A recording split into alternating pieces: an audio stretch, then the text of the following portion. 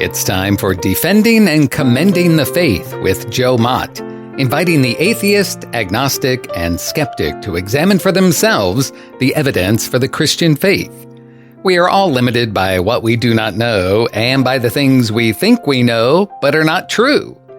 Dr. Joe Mott earned his PhD at LSU and was a distinguished math professor at Florida State University for 38 years, helping to write 3 math textbooks and authoring over 30 research articles in math.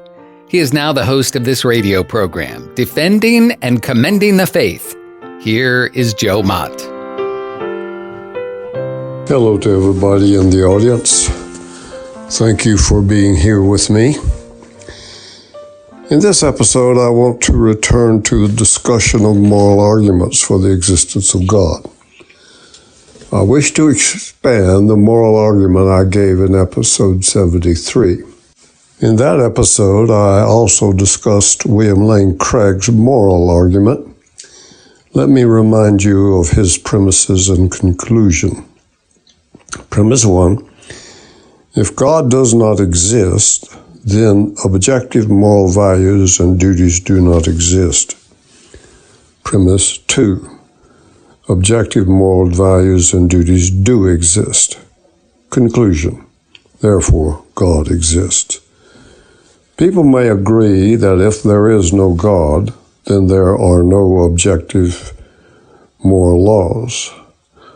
But the same people often will hesitate to agree with this other statement. If objective moral laws exist, then God exists. But actually, these two statements are logically equivalent. We see that by applying the law of the contrapositive. Thus, if the first statement is true, then so is the second. In other words, an equivalent form for premise 1 of Craig's argument would be, if objective moral values and duties exist, then God exists.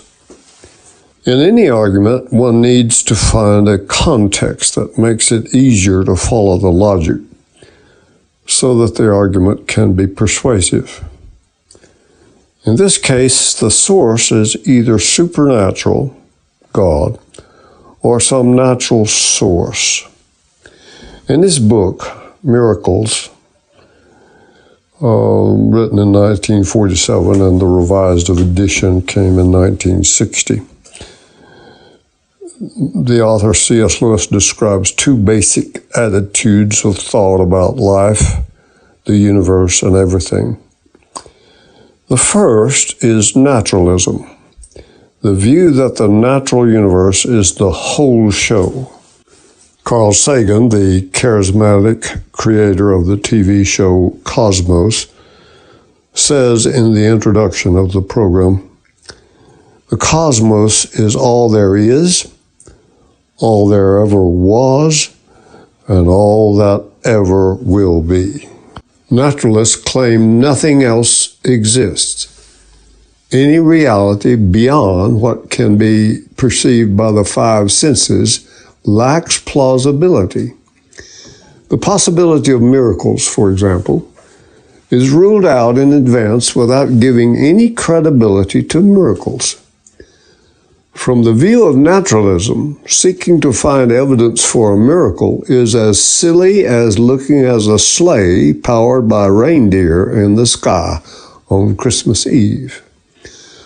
A person who is biased against all things supernatural will never believe in anything beyond the natural unless he decides to abandon naturalism as his basic worldview.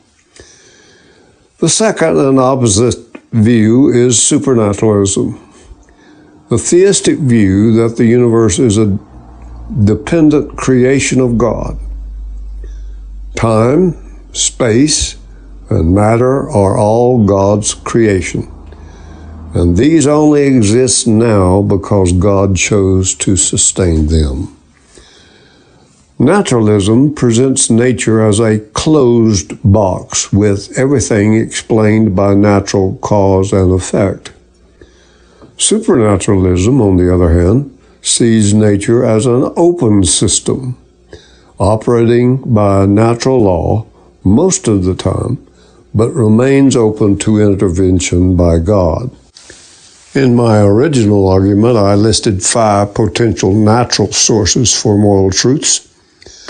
Since that time of my argument, in episode 73, I have discovered several other potential natural sources.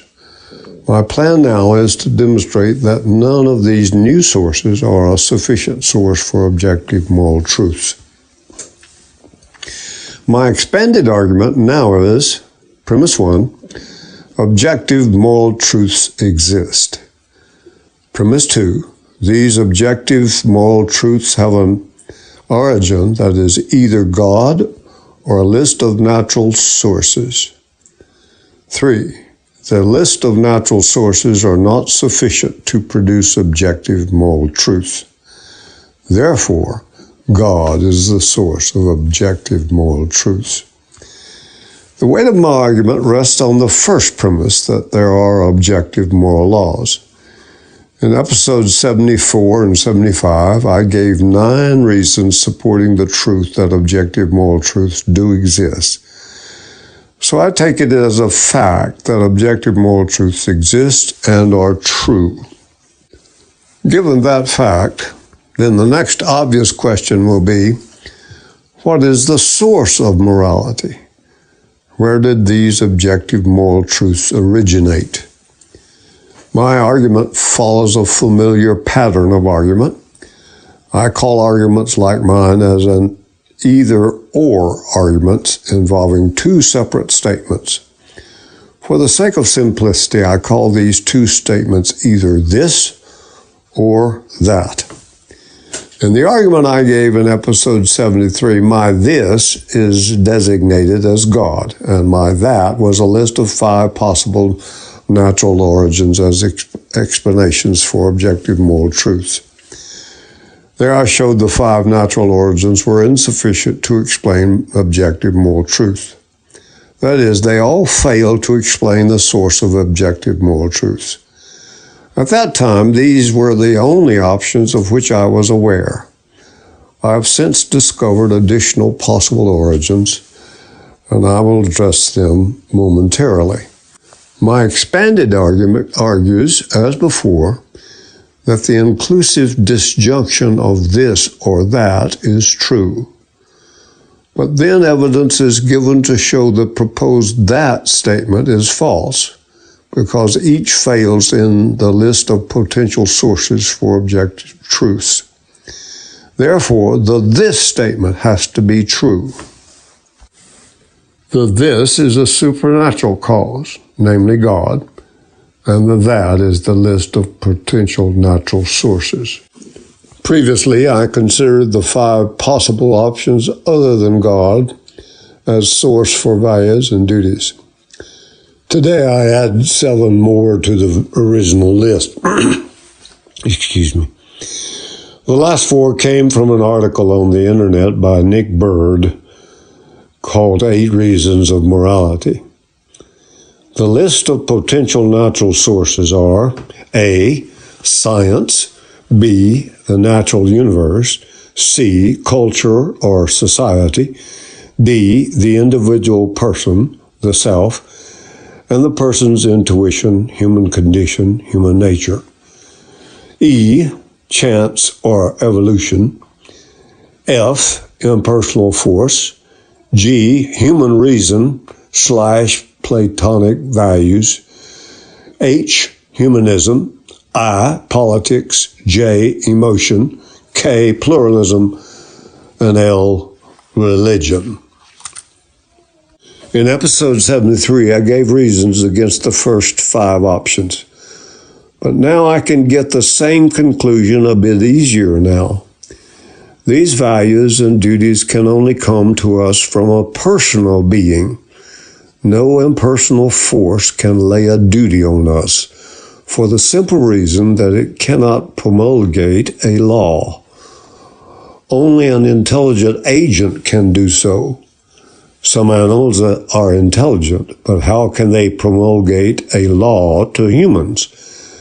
That seems impossible.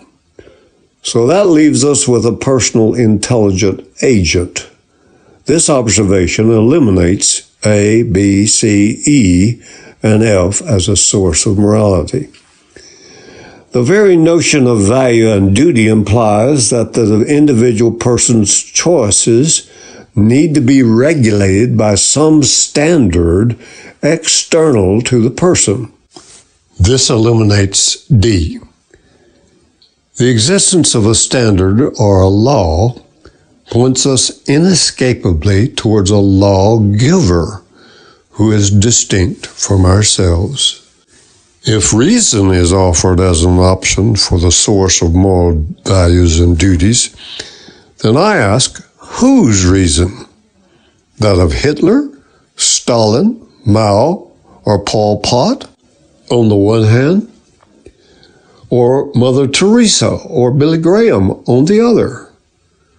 Furthermore, if it's mine or your reason, surely we would agree that our reason shouldn't qualify as source for universal values and duties because we have our own personal agendas, biases, presuppositions, limitations, blind spots, desires, ambitions, selfish behaviors, etc. Indeed, some theories of morality, ethical egoism, for example, view selfishness as a kind of virtue. But most people would agree that the lure of sex, greed, and power is poison for us all and can overwhelm our moral intuitions. We are all limited by what we don't know and by the things we think we know that are not true. How can our human reason act as a source of universal values and duties, since that can be overwhelmed by our own personal agendas? We may all be susceptible. Rather than showing Platonism fails today, I refer you to the argument that William Lane Craig gives in chapter 6 of his book On God, or to chapter 14 of Trent Horn's book Answering Atheism. Humanism advocates for the individual human. To humanists, man is the measure of all things. Thus, I think humanism is limited by what limits a human, and I've indicated that our moral intuitions can be overwhelmed by our personal agendas. So in my thinking, the first 8 options for a source of moral values and duties without God all fail. This leaves us with the last 4 options: religion, politics, emotion, and pluralism. Let's first discuss politics. Much of human history involves political conflicts over obtaining and protecting power. But normally this involves coalitions of groups of people whose interest is in power and not in morality. How can that be as objective moral standards? Our emotional responses can condition us into liking some things and disliking others. Different people have different emotions. But how can the sum total of these preferences be objective? Pluralism is an appeal to more than one thing, authorities, principles, etc. So pluralism would hold that there are multiple sources of morality, but different moralities would have some things being moral in one and not in another. Thus, where they disagree depends on opinions and not on objectivity. Finally, let's discuss religion. When studying and comparing religions, numerous modern scholars have given explanations as to how to separate faiths. Many of these scholars have been educated in universities that have accepted evolution as a scientific and historical fact. Consequently, these scholars view religious faith within an evolutionary framework. Many of them would agree with the British evolutionary biologist Julian Huxley, who dismissed religion as a vestige of past ignorance and superstition. Huxley said, "Gods are peripheral phenomena produced by evolution."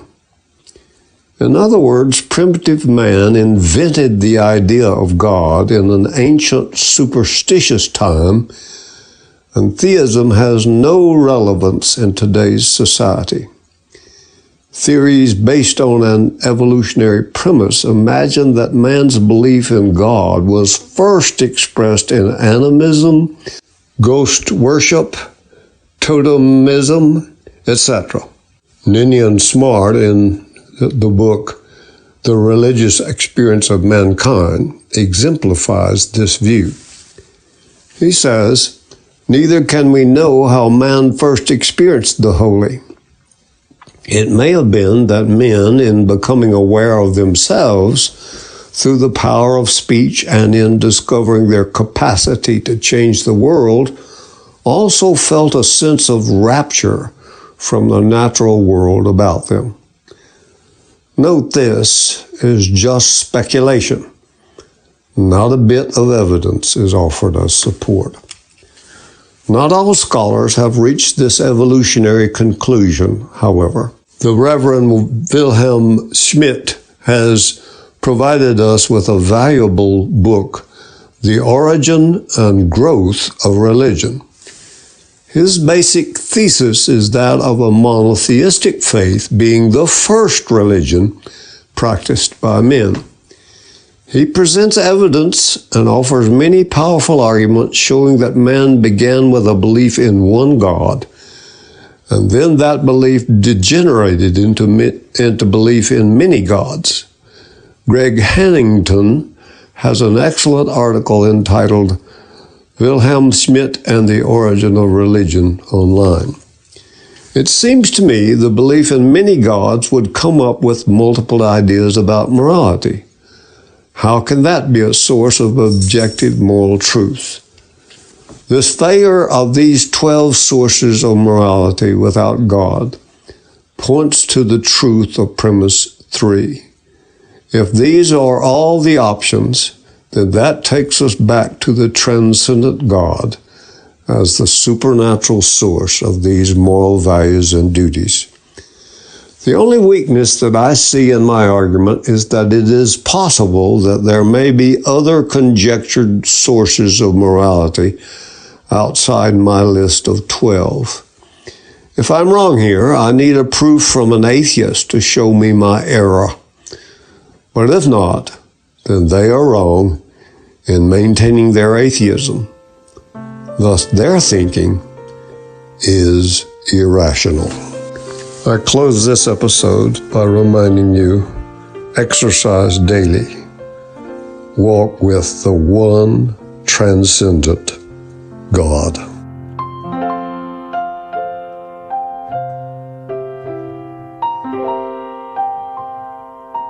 Thank you for listening to Defending and Commending the Faith with Joe Mott, a production of Wave 94 Radio in Tallahassee, Florida.